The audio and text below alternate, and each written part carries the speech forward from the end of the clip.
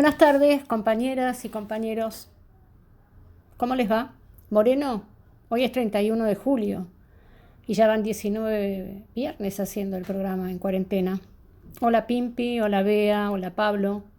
Hoy, en la hora de Moreno, tenemos un programa reflexivo sazonado con ají picante. Guillermo Moreno se va a referir de manera, diría, quirúrgica a la editorial del Diario de la Nación del sábado 25 de julio, titulada Un plan productivo para 10 años. Y también se va a referir a los desafíos que se presentan hoy.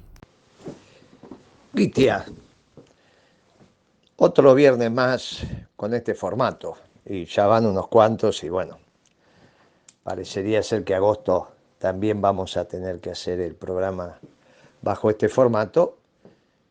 Bueno, el presidente lo decide y como siempre nosotros acatamos, dentro de la ley todo, fuera de la ley nada. Mire,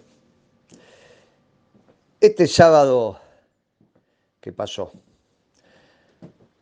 hubo un editorial del diario La Nación muy claro, extremadamente claro. Dijo La Nación un programa económico para los próximos 10 años. Y aclaró, de producción y trabajo. Y coincidimos, que es lo que venimos señalando desde hace algunos meses. Claro, en lo que no coincidimos es en el diseño de ese plan económico de producción y trabajo. Porque ellos toman como propio algunos que están dando vuelta por ahí, el de la UIA y en algunos sectores agropecuarios, con matices, con matices. Dicen, se los presentamos a Massa, quien los recibió gustoso. Después le dicen a Alberto, el actual presidente, mire, presidente, no se aflija por quién pensó el plan. Me hizo acordar ese consejo de Perón que decía, el problema de los golpes no es el general que agarra la presidencia, sino el civil que venía con el maletín, lo abría, sacaba un plan económico y ahí sí, se armaba un lío bárbaro. Era un sabio este Perón. Dice, no se aflija, Alberto, por quién pensó el plan. Lo importante es quién lo ejecuta. Usted pasará a la historia por haber ejecutado este plan y sacar a la Argentina de la decadencia.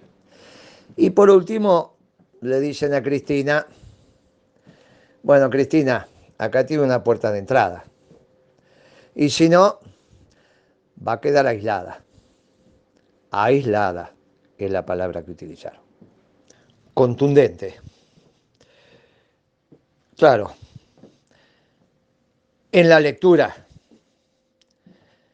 es casi una extorsión. ¿Es judiciable? Y no, no es judiciable. Es la utilización del lenguaje. En eso la nación sabe. Y es lo que venimos conversando, Gitia. Se expresan los dos modelos. Los dos modelos tienen un tronco común, producción y trabajo.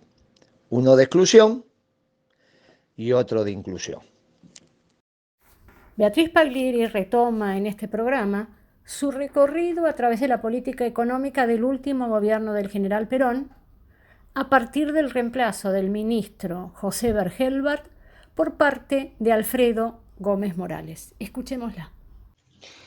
Hoy, 31 de julio, otra vez viernes, otra vez en la hora de Moreno, con una mirada a través de la historia. Como venimos diciendo, esta mirada tiene como objetivo ofrecer un ejercicio de memoria en el marco de socializar el conocimiento con una visión peronista. Hoy vamos a retomar, a completar, el periodo de análisis que iniciamos el programa anterior referido a los años 1973 a 1975 inclusive. Entre el 25 de mayo de 1973, es decir, cuando asume Cámpora, y hasta el 21 de octubre de 1974, es decir, con Perón ya presidente y hasta después de la muerte del general, el ministro de Economía fue Helbar.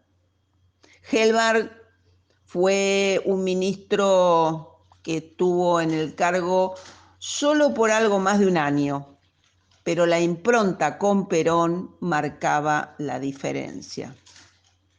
Helbar fue reemplazado por Alfredo Gómez Morales, quien fue ministro entre octubre del 74 y el 2 de junio de 1975. Es decir, estuvo algo más de 7 meses. Gómez Morales era hasta entonces el presidente del Banco Central de la República Argentina. Había sido también presidente del Banco Central y ministro de Economía en las presidencias de Perón entre 1949 y 1955.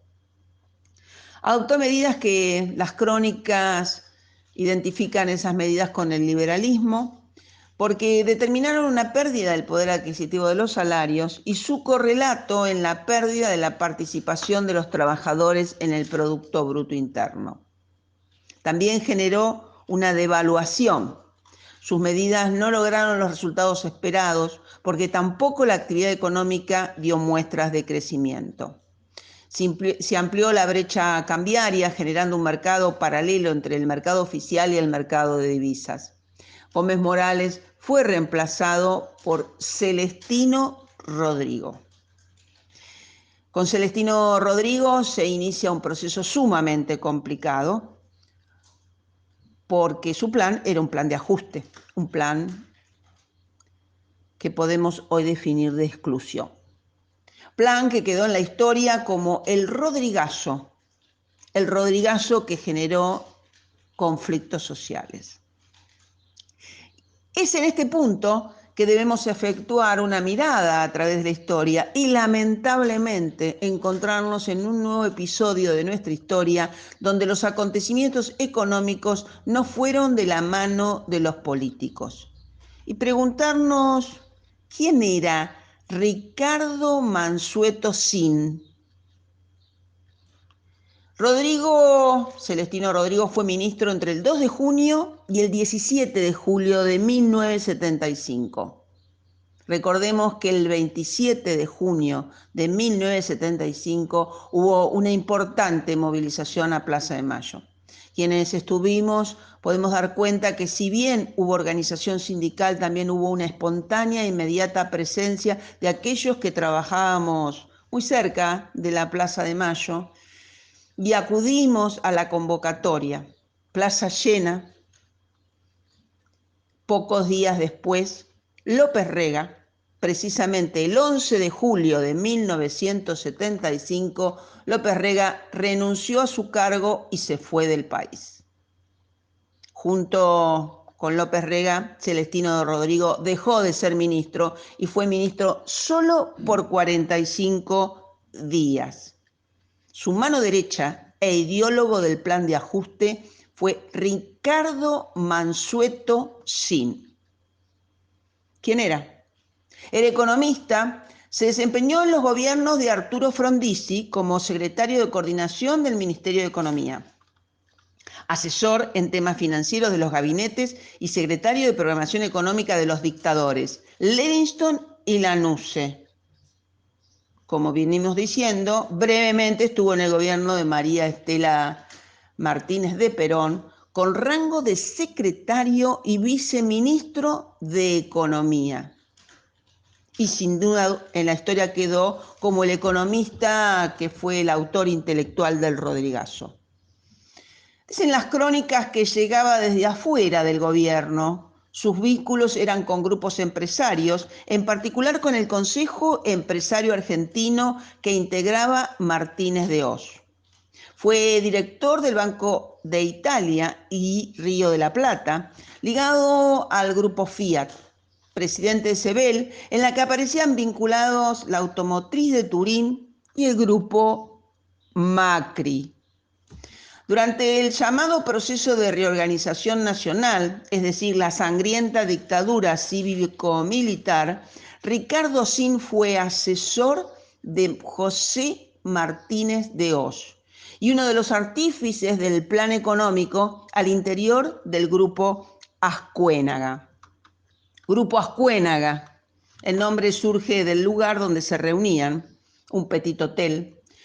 Grupo de antiperonistas creado en 1973. De ese grupo salió la Mesa Chica de Intelectuales Orgánicos de la dictadura de Videla Martínez de Oz. Y siguen sus participaciones como impulsor del SEMA, fue hombre de la UCD, Alzogaray, fue asesor de María Julia Alzogaray en las privatizaciones de Entel y Somisa, también integrante de la Fundación de Investigaciones Económicas Latinoamericanas, FIEL, donde también recaló, recordemos, Krieger Bacena, y donde siguen los López Murphy, Daniel Pellegrina, de la Sociedad Rural Argentina, Ratazzi, Manuel Sacerdote, por nombrar algunos de su consejo consultivo. También integró el CARI, ADEBA, la Asociación de Bancos Argentinos, y por ello es justo y necesario preguntarnos qué hacía Sin en el gobierno peronista. ¿Qué hacía Sin con estos antecedentes en el gobierno peronista? Por ello, tener presente la importancia histórica del movimiento obrero organizado que con claridad meridiana se opuso a ese plan de ajuste. Se opuso a abandonar el acuerdo social emblema de Perón. Vale preguntarnos, ¿querían que el gobierno peronista pontificara un plan antiperonista de exclusión?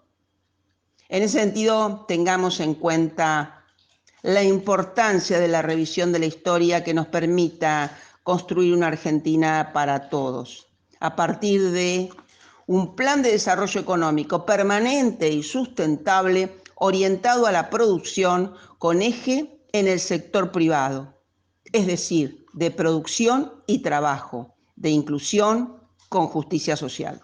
Muy oportuna, vea tu revisión de la historia económica para poder mirar hoy los desafíos que tenemos desde el punto de vista político y, por cierto, económico.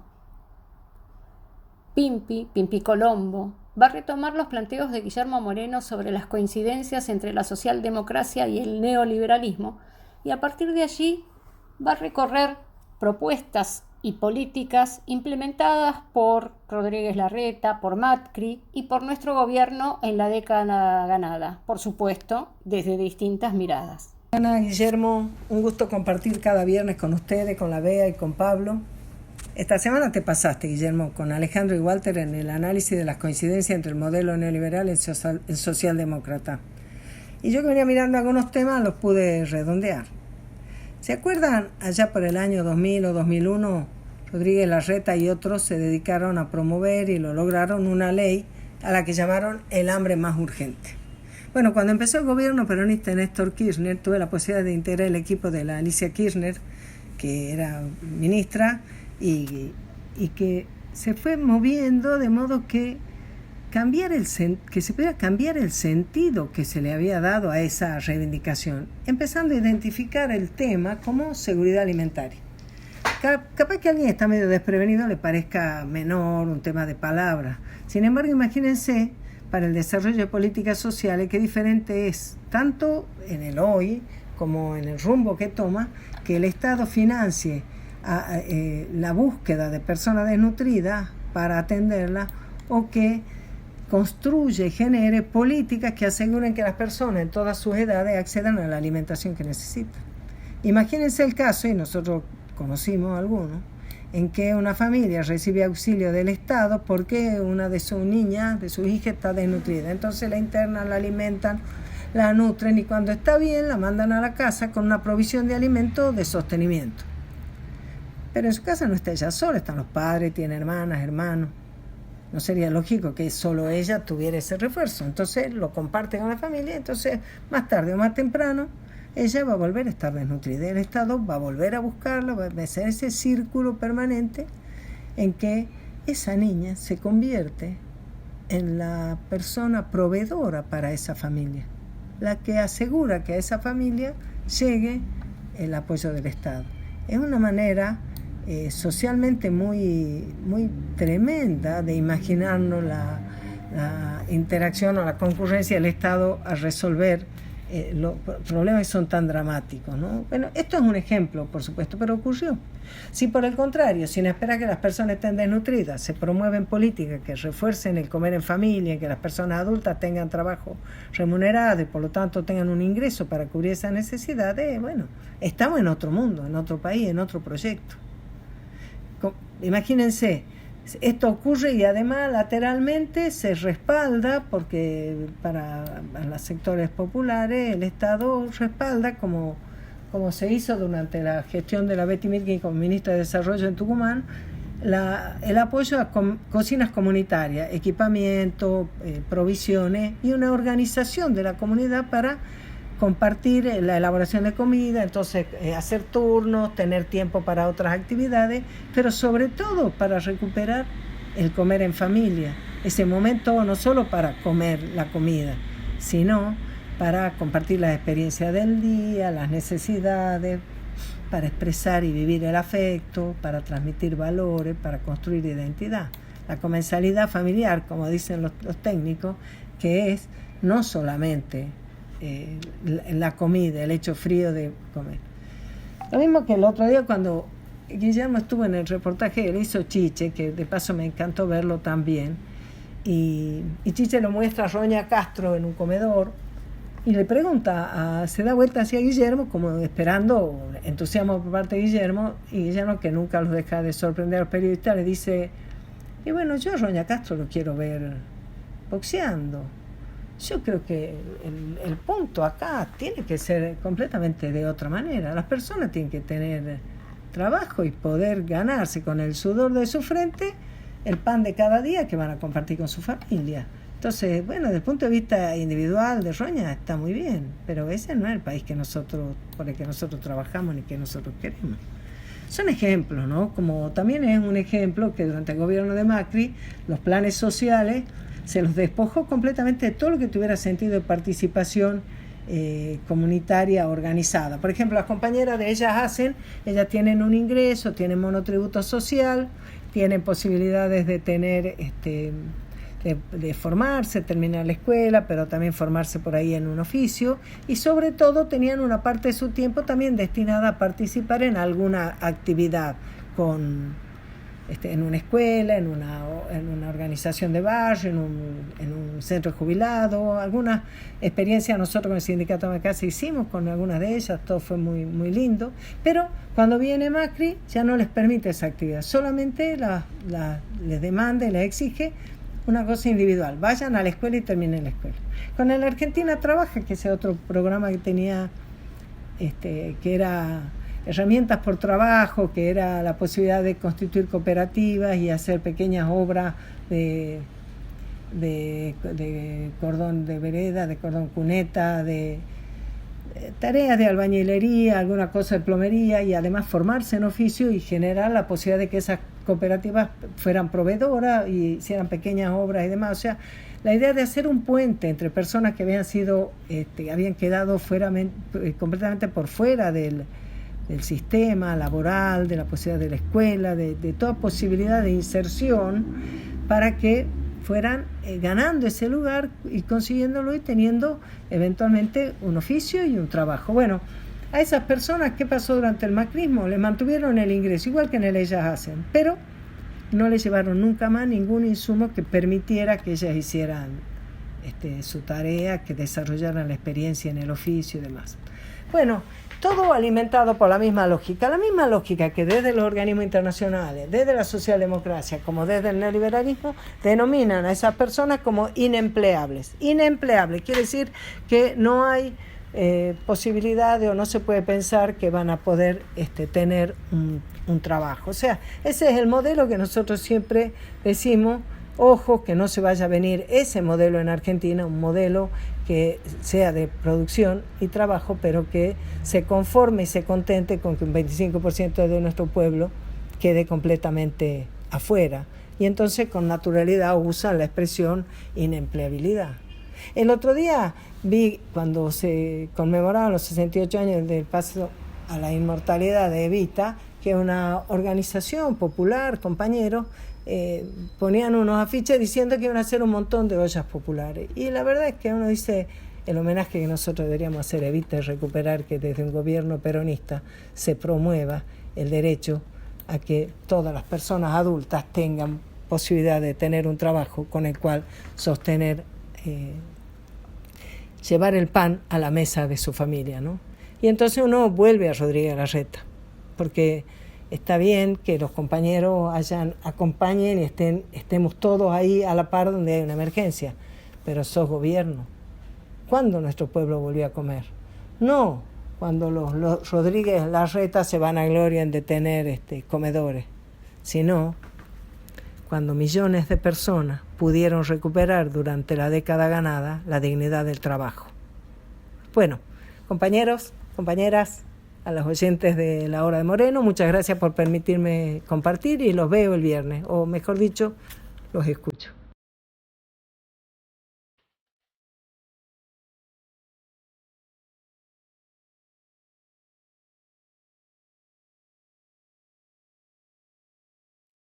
Esta semana no podemos dejar de recordar a nuestra querida compañera Evita, Evita presente, Evita inmortal, Evita, la jefa espiritual de nuestro movimiento.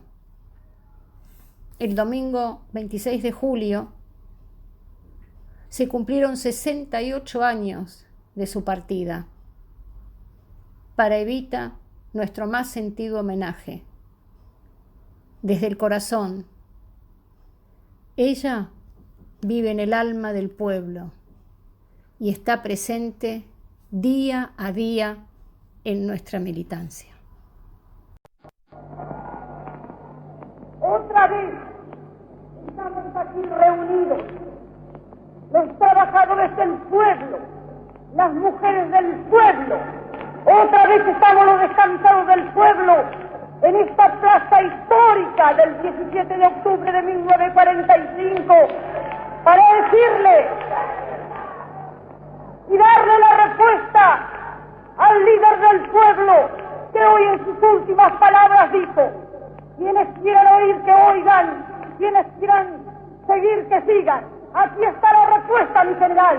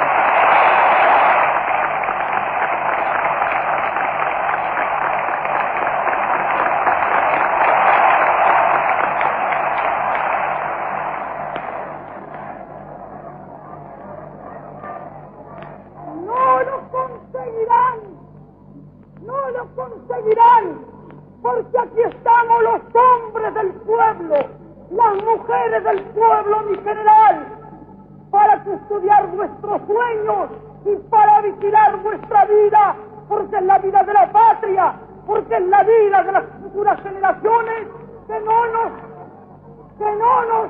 perdonarán jamás que no hayamos cuidado a un hombre de los pilates del general Perón, que acuñó los sueños de todos los argentinos, significando al pueblo trabajador.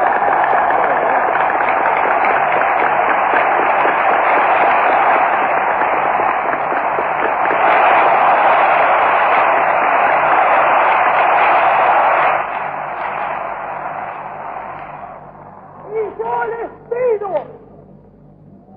a Dios que no le permita a esos insensatos levantar la mano contra Perón. ¿Por qué?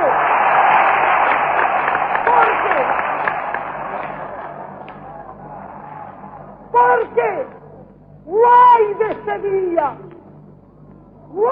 ese día, mi general, yo saldré con el pueblo trabajador, yo saldré con las mujeres del pueblo.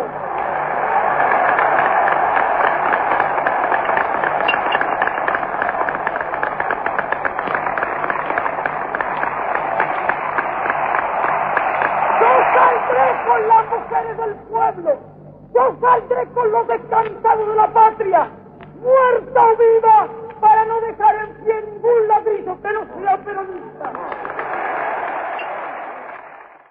Pablo Chaliú está expectante por el anuncio que hizo el gobierno sobre la presentación de 60 medidas económicas y va a señalar aspectos que tendrán que ser tomados en cuenta para su elaboración. Estimada Kitia, Guillermo, Pimpi, Beatriz, los saludo, espero que estén bien, así como todos aquellos que nos están escuchando. Algunos acontecimientos que se han dado últimamente, también esta última semana, están indicando que el gobierno está girando hacia una mayor comprensión y prioridad de los temas económicos. Distintas declaraciones y básicamente el anuncio de un plan de 60 medidas que se está negociando o acordando con los gobernadores. Este cambio de actitud debe ser muy bienvenido. Y las medidas que se buscan a través de un acuerdo con los gobernadores también son hechos positivos que es necesario rescatar. Después vamos a ver si esto es suficiente, si es oportuno y qué es lo que habría que complementar. Igual lo que sucede con este tema de las 60 medidas nos vuelve a poner de nuevo en el tema principal, que es un plan económico. 60 medidas sin coordinación y, bueno, escúchenme, puede llegar a ser un caos. Si las medidas son simplemente obras públicas, vuelve sobre la mesa el tema, bueno, ¿dónde salen los recursos para financiarlas? Al mismo tiempo, ¿son suficientes medidas de este tipo? De ninguna manera son suficientes. Por ejemplo, ¿qué pasa en el mercado cambiario? Todos sabemos, es muy difícil conseguir un dólar ni siquiera para importar los insumos que son necesarios para la reactivación. Tenemos tipos de cambio al gusto de todos. Y, digamos, el bache o la diferencia de tipos de cambio, por ejemplo, entre lo que recibe un productor agropecuario y el tipo de cambio libre o el tipo de cambio paralelo, blue, como ustedes quieren llamarlo, bueno, es realmente extraordinaria. ¿Cómo se va a solucionar ese problema? Porque pongamos que esté bien el plan de inversiones y se diga, bueno, lo vamos a financiar con emisión. ¿Y dónde va a parar la emisión? como ya dijimos en otras oportunidades, tamaña emisión va a despertar la idea de que en algún momento va a tener que venir un ajuste inflacionario, un ajuste del tipo de cambio devaluatorio, y va a incentivar, por lo tanto, a que aquellos que puedan se refugien en las medidas en las monedas que les resguardan el valor. Al mismo tiempo, hablando de financiación y de emisión, hay que volver a insistir que la situación del Banco Central se torna insostenible. Ahora ha vuelto a aumentar la tasa de interés. ¿Por qué? Y casualmente para evitar que la disparada del dólar se haga todavía más pronunciada.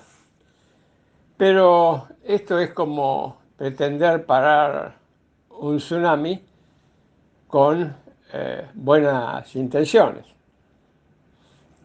¿Qué tasa de interés podría ser necesaria para desincentivar a aquellos que quieren comprar dólares porque quieren cubrirse de un posible aumento inflacionario o de una gran devaluación? No es que estamos de ninguna manera propiciando ese tipo de conductas o justificándolas, simplemente suceden. Y no mirar la realidad puede ser el primer elemento del fracaso de las políticas. Entonces, está muy bien las 60 medidas, está muy bien consultar con los gobernadores sobre lo que necesitan las provincias para aumentar su productividad y para hacer las obras de infraestructura necesarias. Eso está muy bien, la verdad es un buen paso, pero no excluye ni es sustituto de tener un plan económico que ataque los fuertes desequilibrios que tiene la economía argentina en el sector externo, en el Banco Central y en el sector público.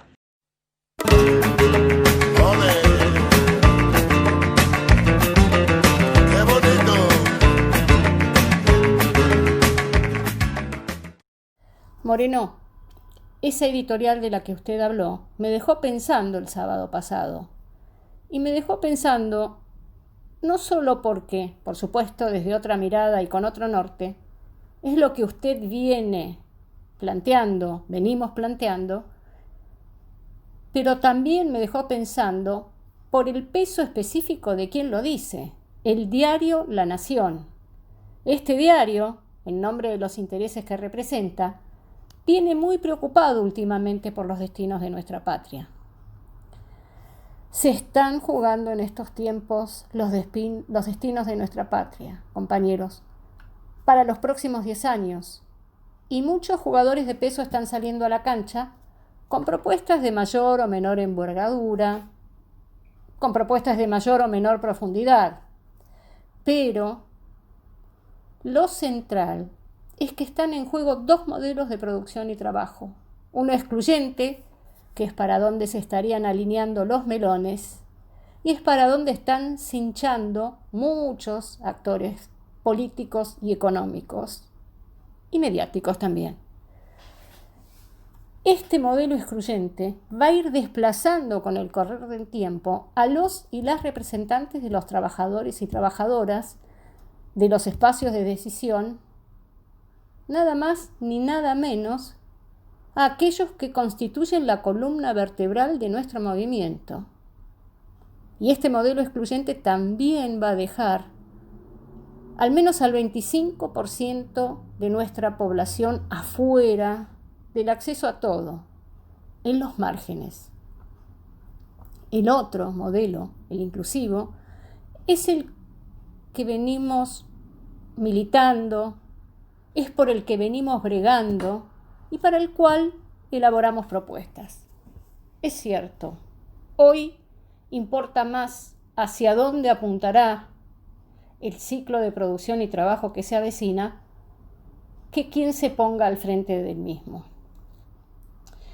Pero bueno, el peronismo te da sorpresas y la compañera Cristina tiene la tamaña responsabilidad de inclinar el fiel de la balanza. Ahora se sumó a este planteo el diario La Nación. Bueno, qué programa, ¿no?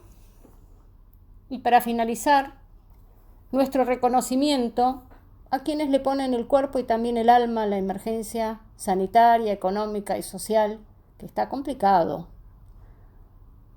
Y un saludo especial a los operadores y operadoras de Radio Caput y a nuestro productor en cuarentena, Fernando Molgaray. Buen fin de semana y hasta el próximo viernes, compañeros y compañeras. Como ya señalamos, Gitia, los dos modelos están en pugna. El nacionalismo de exclusión y el nacionalismo de inclusión. El modelo de producción y trabajo para una mayoría, pero que no agota la fuerza de trabajo, un 75% del pueblo argentino transitando correctamente el devenir y un 25% en la pobreza total. El 60-40 de Brasil, trasladado a la Argentina, 75-25. Pero el otro esquema, el de inclusión, es para todos. Pero recién se ve después de un lustro.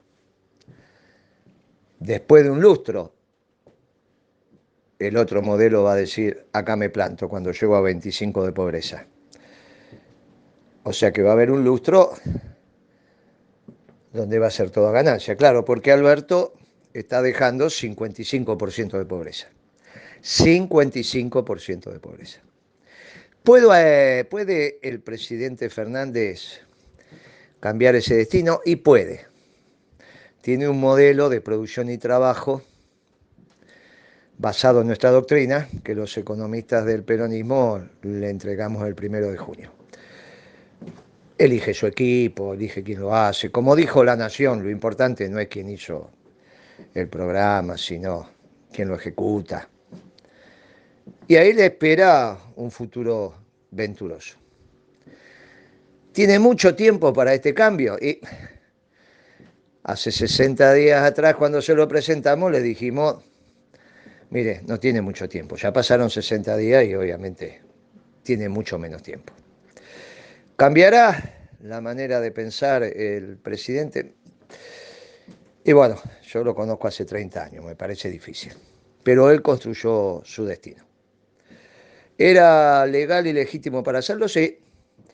Ganó las elecciones, con lo cual no solo tenía la legalidad determinada por la justicia, sino la legitimidad de los votos. Ahora, eso no determina el éxito de un gobierno, sino las políticas que implementa. Y ahí estuvo su única y exclusiva decisión. Su única y exclusiva decisión. Y esto tiene que quedar claro. El éxito o el fracaso es de Alberto Fernández, pura y exclusivamente de él. Hasta el viernes que viene, Guitea. Un fuerte abrazo para todos los compañeros.